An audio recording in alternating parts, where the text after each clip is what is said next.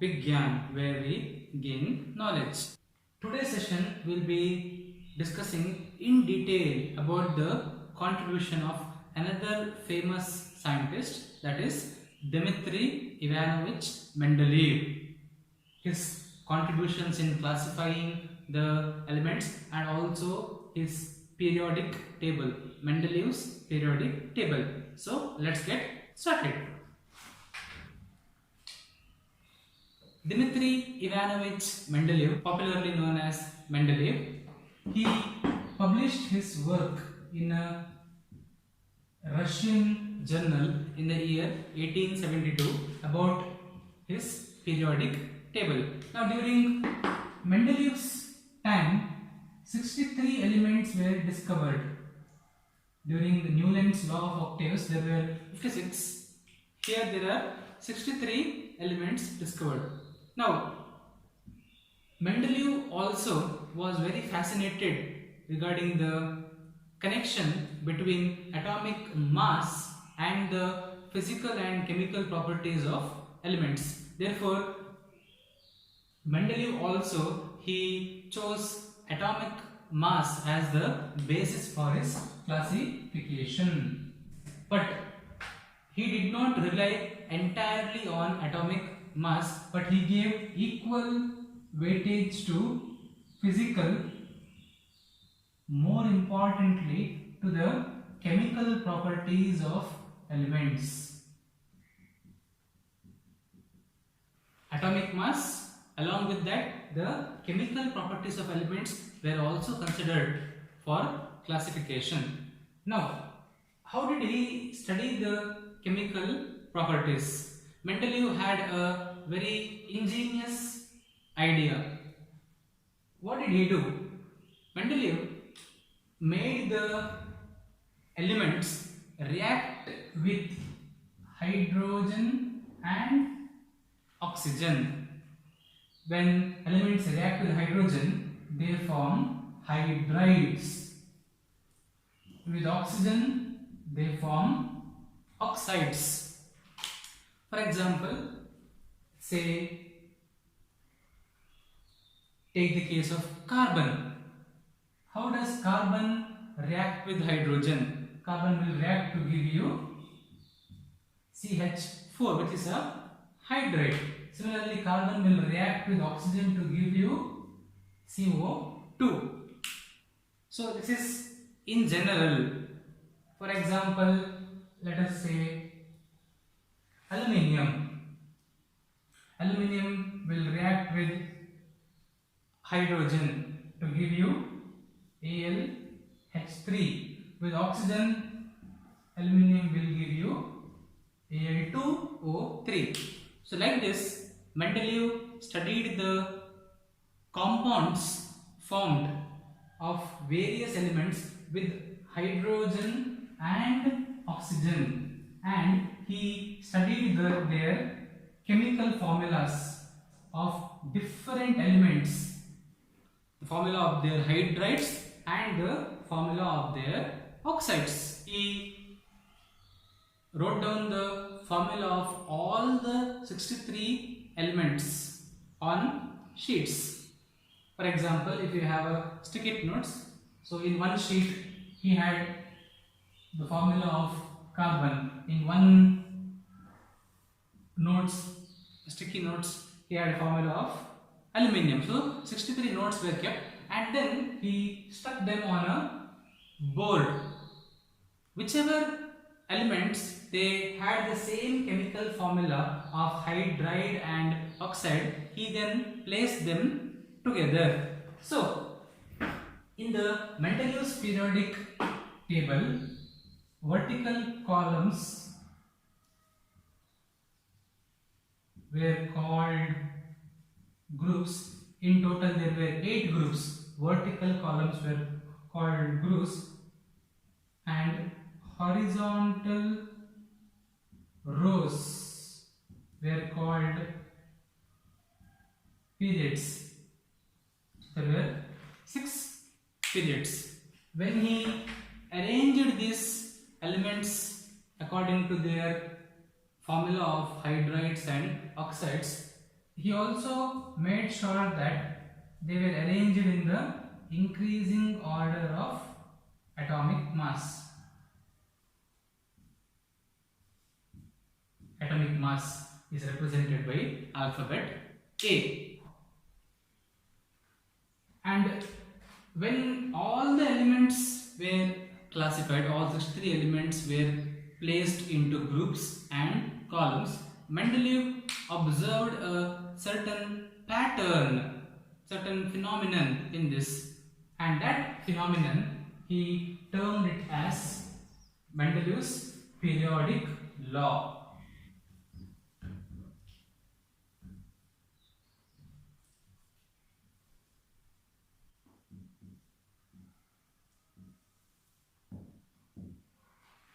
So when the elements were classified based on their chemical properties, it was made sure that they are arranged in the increasing order of their atomic mass. He observed a certain pattern. This is what he termed as the Mendeleev's periodic law, which states that properties of elements are periodic function of their atomic mass.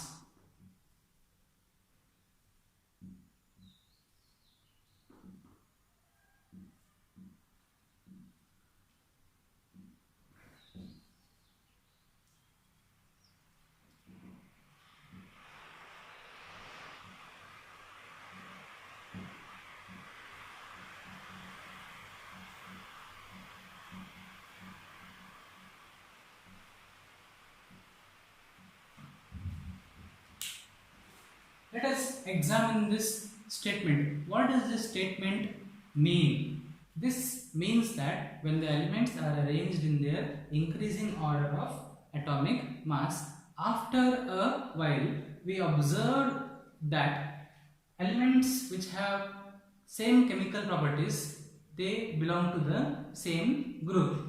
Periodic function after a particular duration, after a fixed interval. So the properties of elements will start repeating. That is the Mendeleev's periodic law. So I have taken randomly 8 elements to show you this Mendeleev's periodic law. So let me begin with lithium. So like this, the name of the element was written and its formula of hydride and oxygen was written, and it was stuck on the board. So let us do the same. Let's take another, that is aluminium. Aluminium forms AlH3 and Al2O3. So like this, 63 elements and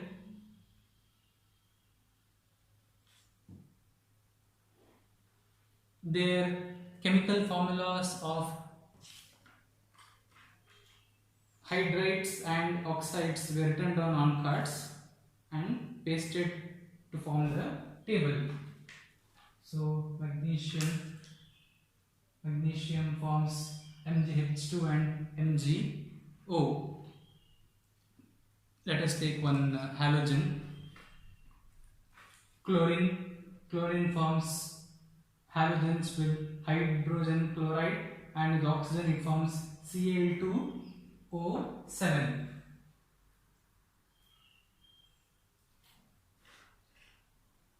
Let's stick it here. This is not the entire Mendeleev's periodic table, just a segment of it. Now I have got 4 more elements with me. What I will do, by looking at their chemical formulas, I will try to place them in a particular group. So for example, I have fluorine. Fluorine forms hydrogen fluoride, and with oxide is F2O7, which means the chemical formula is similar to that of chlorine. So I will place fluorine in a group where chlorine is present. We know that the atomic mass of fluorine is smaller than chlorine, which means it will be placed here. Similarly, I have elements here. Let us say B, boron. Boron forms BH3 and B2O3, which is similar to aluminium. Boron atomic mass is smaller than aluminium, so I will place it here. Let us take beryllium, BH2 and BeO, H2 and O, which means that beryllium belongs to the group of magnesium. So beryllium will go here. And lastly I have sodium, sodium hydride and sodium oxide, which is similar to lithium. Now lithium atomic mass is smaller than sodium, so I will put lithium on top and sodium here. Like this, Mendeleev went on to stick 63 elements, and what he observes is after a fixed interval the properties of elements start repeating. For example, as I go like this, you see repetition of properties. Lithium and sodium belong to particular group, they have same properties. That is what Mendeleev's periodic law says. So that is the beauty of Mendeleev's periodic table. Let us discuss few more important points regarding the table.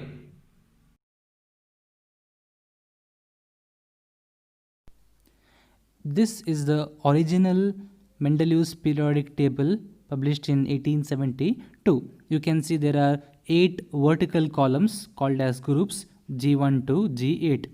These groups are further subdivided into subgroups A and B, wherein you can see the formula of the hydride and the oxide. Similarly, there are horizontal rows called as periods, which are 6 in number. Group 1 we have metals like lithium, sodium, potassium. Group 2 beryllium, magnesium, calcium, etc. Please also make it a point to note that there are certain gaps left in the Mendeleev's periodic table which are shown as hyphen. For example, in group 3 you can see that, and group 4 also, which are shown by a hyphen. Let us now discuss about the merits and demerits of Mendeleev's periodic table. When we look at the original form of Mendeleev's periodic table, the first merit of Mendeleev's table is that there were few instances where Mendeleev had to place an element with the higher atomic mass before an element with the lower atomic mass. For example, if you see cobalt and nickel, the atomic mass of cobalt is higher than nickel.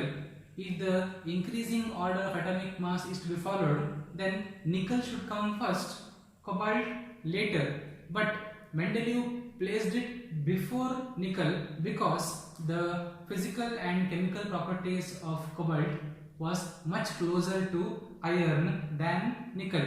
So Mendeleev did not completely rely on the atomic mass like John Newlands and Dobereiner did. He gave more weightage to their chemical properties.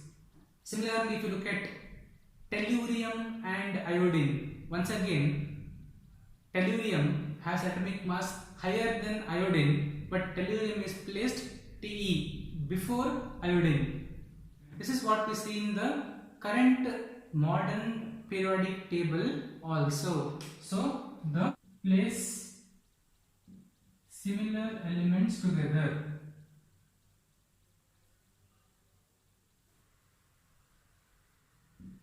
It is, so if you look at it this way, it is a merit.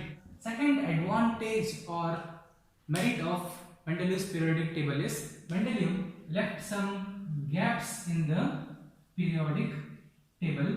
These gaps were shown with the hyphen symbol. There were some gaps.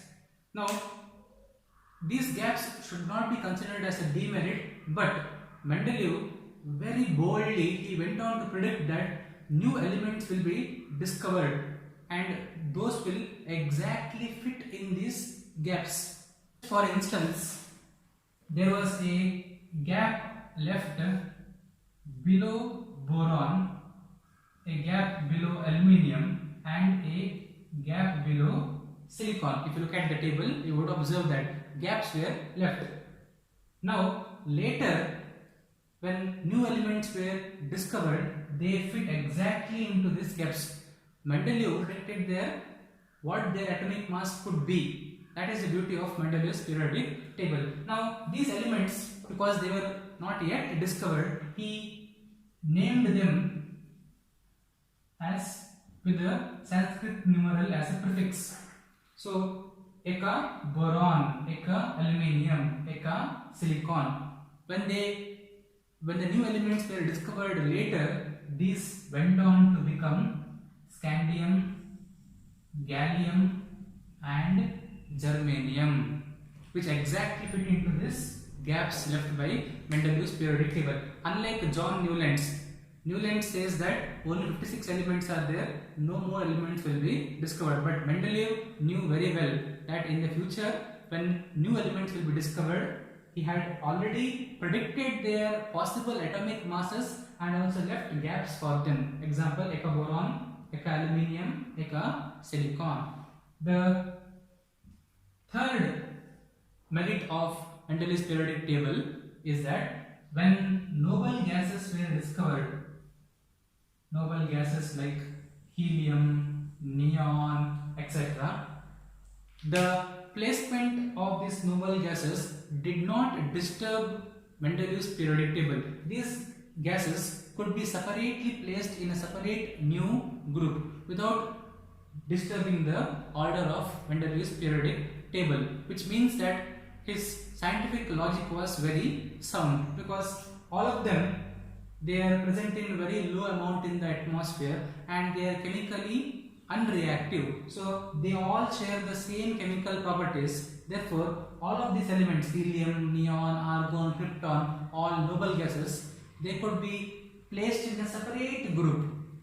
So these are the three merits of Mendeleev's periodic table. Especially the second point was very radical, very bold and very futuristic. As we already discussed, one of the limitations was that the increasing order of atomic mass was not consistently followed. His table is based on arranging the elements according to the increasing order of mass. There should not be any irregularities. Other than that, the position of hydrogen was not fixed.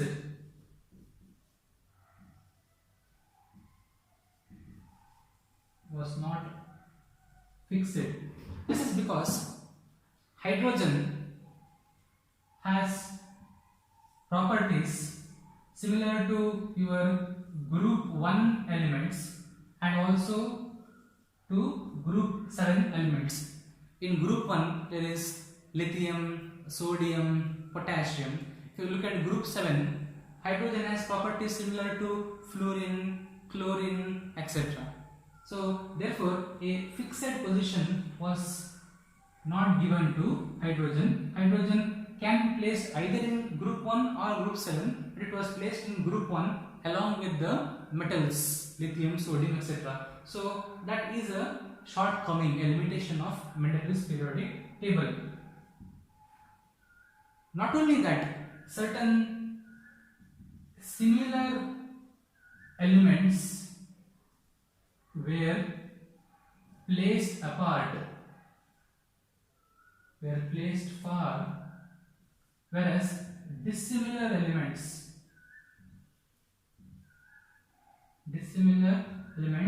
were placed close.